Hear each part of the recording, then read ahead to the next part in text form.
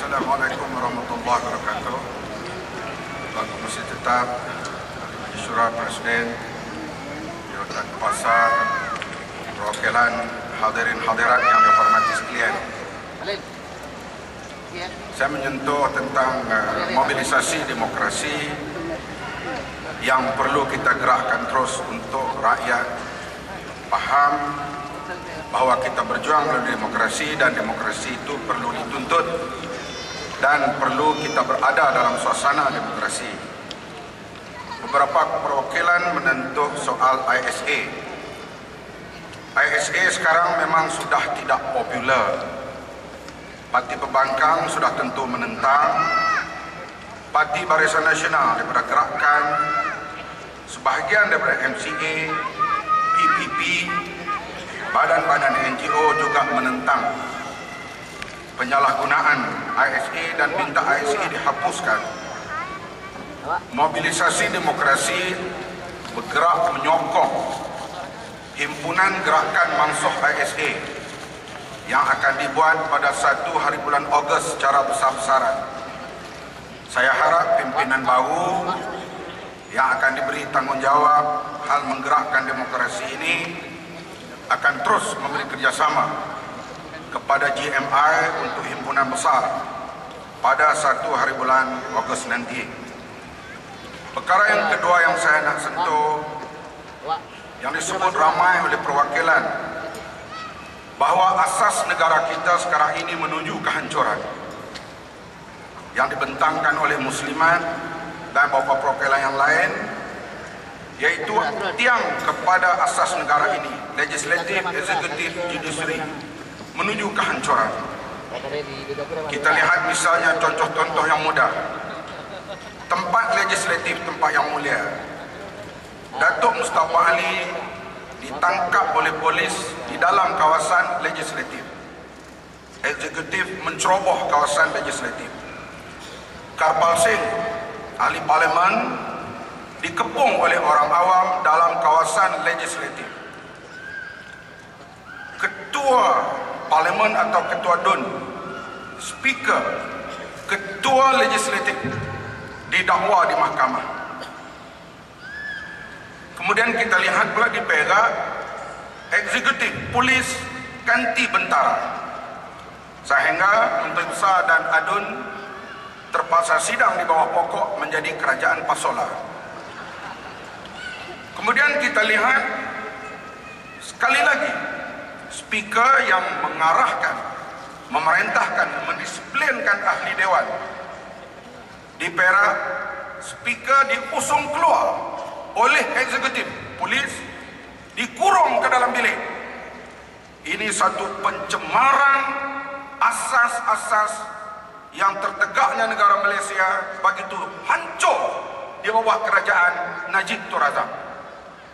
Bukan soal speaker itu Siva Kumar, Hindu ke India kan, tapi speaker diusung keluar oleh polis.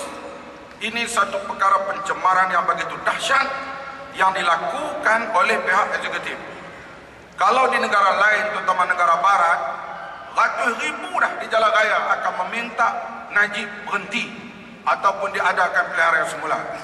Tapi di Malaysia, soal 3 perkara pokok ini kurang dipahami oleh rakyat. Mereka lihat seolah-olah perkara yang berlaku di Perak itu hanya rebutan kuasa biasa.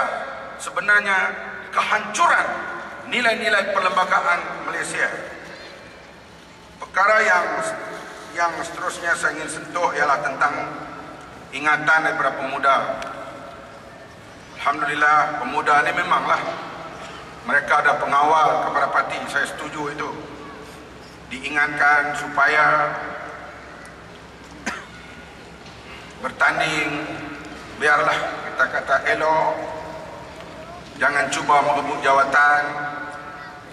Ingatan itu cukup baik dan kita disebut oleh Ustaz Ma'awam tadi dalam konsep mencari kebaikan dan perlembagaan mengizinkan kita menawarkan diri, maka kita bertanding.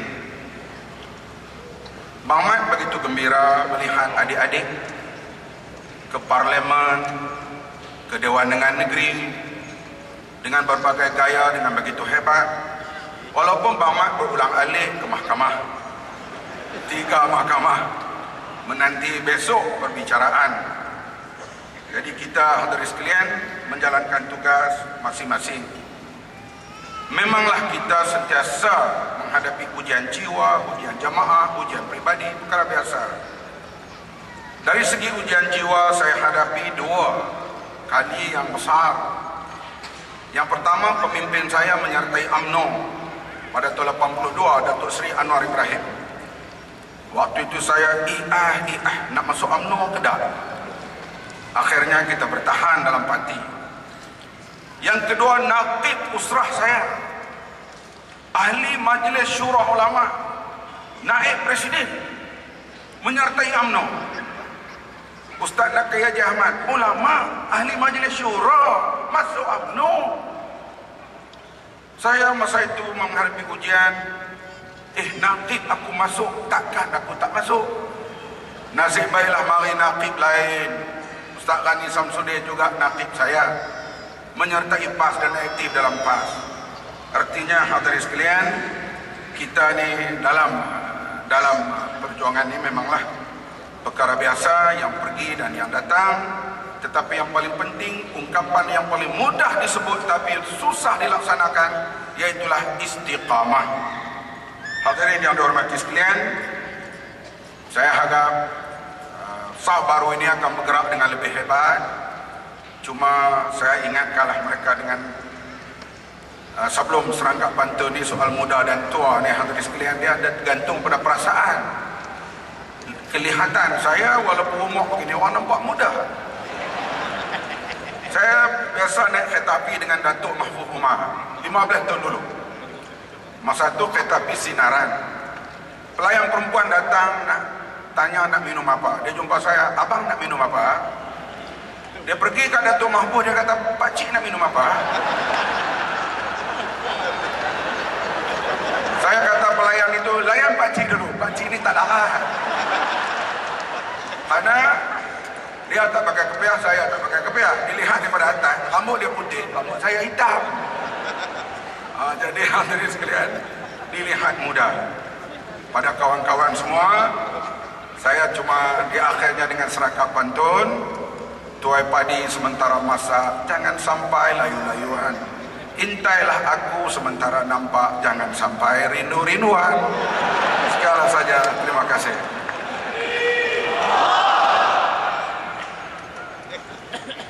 Terima kasih Muhammad. Mat Sabu nama diberi, orangnya handsome tidak terperi. Walaupun kalah jawatan ditangi, duk cakap nak pasang seorang lagi.